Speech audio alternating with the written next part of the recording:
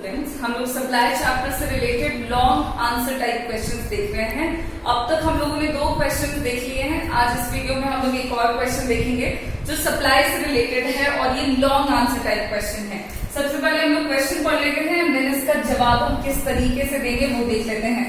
तो एक क्वेश्चन जो है वो आपसे पूछा जा सकता है, explain the law of supply with a schedule and diagram. मतलब सिंपल सा क्वेश्चन आपसे पूछ रहा है कि लॉ ऑफ सप्लाई को एक्सप्लेन करिए और एक्सप्लेन करने के लिए क्या यूज करिए, तो एक शेड्यूल यूज करें और आप एक डायग्राम बनाएं। ठीक है, तो ये चीज हम पढ़ चुके हैं। अब इसका जवाब हम कैसे देंगे, तो सिंपली आपसे क्वेश्चन में सब क्लियर है, मतलब लॉ पूछ रहा है और फिर उसको एक्सप्लेन करने के लिए कह रहा है। तो सबसे पहले आप लॉ ऑफ सप्लाई का स्टेटमेंट यानी कि उसका जो मीनिंग है आप वो लिखते हैं, जो कि है law of supply states that other things remaining constant there is positive relationship between price of the commodity and quantity supplied of the commodity. Law of supply क्या बोलता है कि अगर अदर थिंग्स को आप कांस्टेंट करते हो, अदर थिंग्स को आप रिमेनिंग कांस्टेंट करते हो,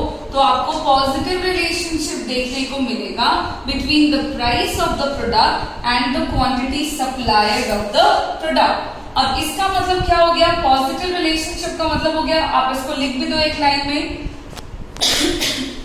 it means quantity supplied increases with rise in own price of the product and decreases with fall in price of the commodity। Positive relation का मतलब हो गया कि एक बढ़ेगा तो दूसरा भी बढ़ेगा और अगर एक घट रहा है तो दूसरा भी घटेगा। तो लॉ ऑफ सप्लाई जो कह रहे हैं आप उसको एक लाइन में लिख दो कि ये पॉजिटिव रिलेशन दिखाता है between the price and quantity, और फिर एक लाइन में बता दीजिए कि ये इंडिकेट करता है कि क्वांटिटी सप्लाई बढ़ता है प्राइस के बढ़ने के साथ और घटता है प्राइस के घटने के साथ। तो लॉ ऑफ सप्लाई का मीनिंग हमारा इतने दूर तक के लिए इनफ है, इतना आप लिख दो कि आपका काम हो जाएगा। फिर आपको ये एक्सप्लेन करने के लिए कह रहा है, तो आप थोड़ा सा लॉ में एजम्पशन ऐड कर दें कि इस लॉ की कुछ एजम्पशन है, आप उसको पॉइंट में लिख दें। मैंने ये लॉ जब आप लोगों को एक्सप्लेन किया हुआ था तभी मैंने बोला था कि इसका एजम्पशन बहुत ही सिंपल है और वो एक ही लाइन में है। स्टेटमेंट ही कहता है कि अदर थिंग्स रिमेनिंग कांस्टेंट, तो मतलब प्राइस और क्वांटिटी सप्लाइड को छोड़ करके बाकी के जितने भी फैक्टर्स होंगे जो सप्लाई ऑफ द प्रोडक्ट को अफेक्ट करेंगे उनको आपको कांस्टेंट मानना है, और ये लॉ यही कहता है। तो अगर हम एजम्पशन की बात कर रहे हैं तो वही हो जाएगा आपका कि सप्लाई को अफेक्ट करने वाले बाकी के जितने भी डिटरमिनेंट्स हैं उन सबको आपको कांस्टेंट कर देना है। तो ये बहुत ही सिंपल है, पॉइंट वाइज आप लिखते जाओगे। Price of related commodity remains constant, number of firms in the market remains constant. Similarly आप लिखोगे there is no change in goal of the firm, मतलब goal of the firm remains constant. फिर next assumption हो जाएगा there is no change in state of technology. Next assumption आप लिखोगे price of inputs remains constant, और साथ ही साथ आप कर देंगे एक एजम्पशन में कि गवर्नमेंट पॉलिसी जो है वो भी आपकी क्या है, तो रिमेन्स कांस्टेंट है। तो इस तरह से यहाँ पे जितने भी फैक्टर आपको दिख रहे हैं ये सारे वो फैक्टर्स हैं जो सप्लाई को अफेक्ट करते हैं, और एजम्पशन में हमने उन्हीं को बस रिमेन्स कांस्टेंट करके लिख दिया है। तो आपको भी बिल्कुल वही काम करना है, वो सही काम है इसलिए आपको करना है। फिर बारी है लॉ को एक्सप्लेन करने की, जो हम एक्सप्लेनेशन के अंदर करेंगे। तो लॉ ऑफ सप्लाई को हम एक्सप्लेन कर रहे हैं with the help of a table यानी कि शेड्यूल, जो हमसे हमारा सवाल कह रहा है करने को, और एक डायग्राम के साथ। तो टेबल और डायग्राम के साथ लॉ को एक्सप्लेन कर देंगे। तो यहाँ पे सिंपल सा एक हमने बना लिया है टेबल जिसमें हम लॉ ऑफ सप्लाई दिखा रहे हैं। अब टेबल बनाने के लिए आपको कोई वैल्यूज याद रखने की जरूरत नहीं है। लॉ क्या कहता है, लॉ कहता है कि प्राइस बढ़ेगा तो सप्लाई भी बढ़ेगा और प्राइस घटेगा तो सप्लाई भी घटेगा।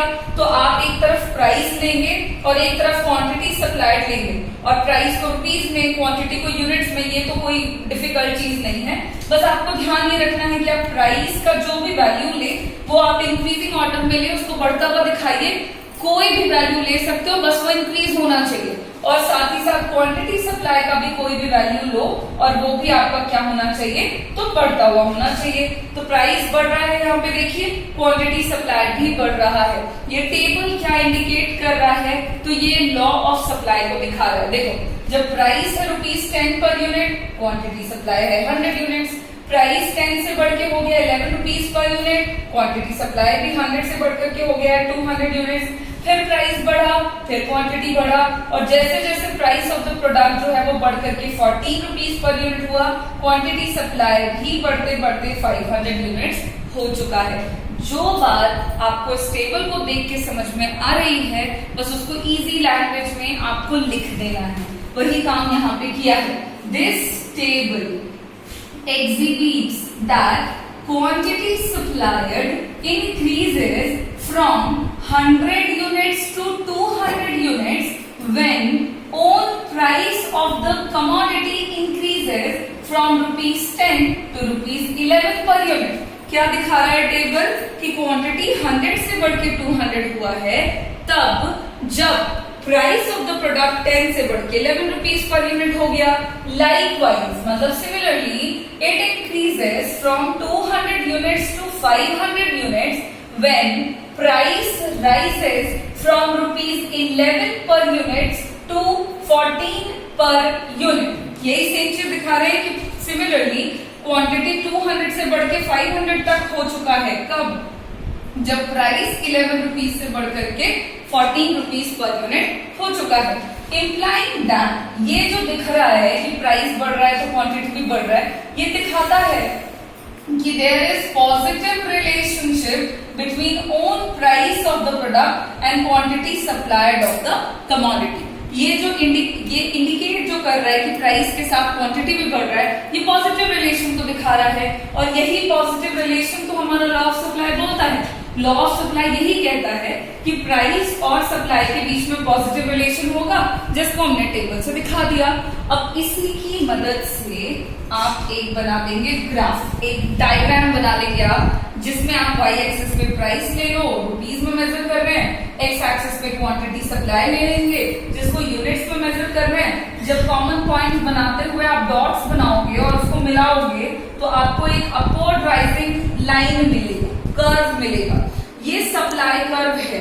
अब यही है सप्लाई कर्व, ये अपवर्ड राइजिंग है तो ये पॉजिटिव रिलेशन दिखा रहा है। अपवर्ड राइजिंग गया, इसका मतलब है कि प्राइस बढ़ रहा है और साथ साथ में सप्लाई जो है वो भी बढ़ रहा है। अब जो बात टेबल ग्राफ को देख के समझ में आ रही है उसको लिख दिया है, वही किया है इन दिस फिगर। इस फिगर में क्या हो रहा है, तो एक्स एक्सिस क्या दिखा रहा है, quantity supplied of the commodity को दिखा रहा है, ठीक। वाई एक्सिस क्या दिखा रहा है, तो प्राइस ऑफ द कमोडिटी को दिखा रहा है। एस एस क्या दिखा रहा है, यहाँ पे एस एस लाइन जो है ये शो करता है supply curve of the commodity which slopes upward, जो कि ऊपर की तरफ जा रहा है।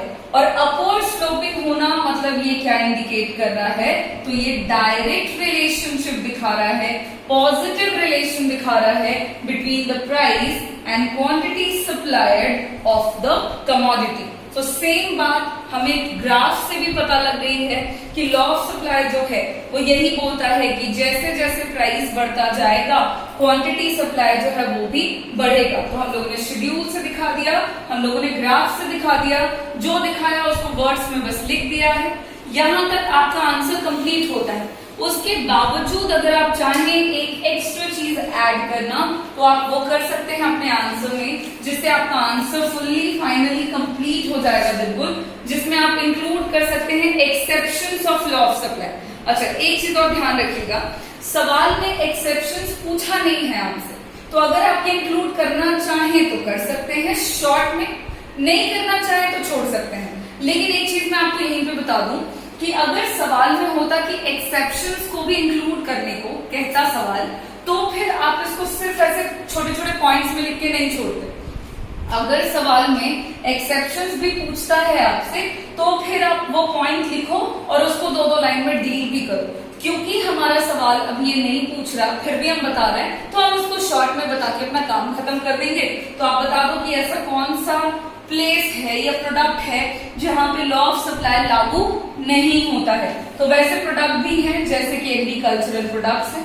एग्रीकल्चरल प्रोडक्ट्स पे लॉ ऑफ सप्लाई लागू नहीं होता, मतलब प्राइस के बढ़ने पर ही सप्लाई बढ़ेगा और प्राइस के घटने पर ही सप्लाई घटेगा, ऐसी बात देखने को नहीं मिलती in case of agricultural products, because agricultural products depends on the natural factors, और नेचुरल फैक्टर्स जो है वो किसी लॉ के अकॉर्डिंग नहीं चलते हैं, वो अपने अकॉर्डिंग चलते हैं। तो नेचुरल डिजास्टर है, आपकी बारिश है, बहुत तरह के ऐसे फैक्टर्स हैं जिसपे ये डिपेंड करता है, तो इसी वजह से ये एक्सेप्शन है।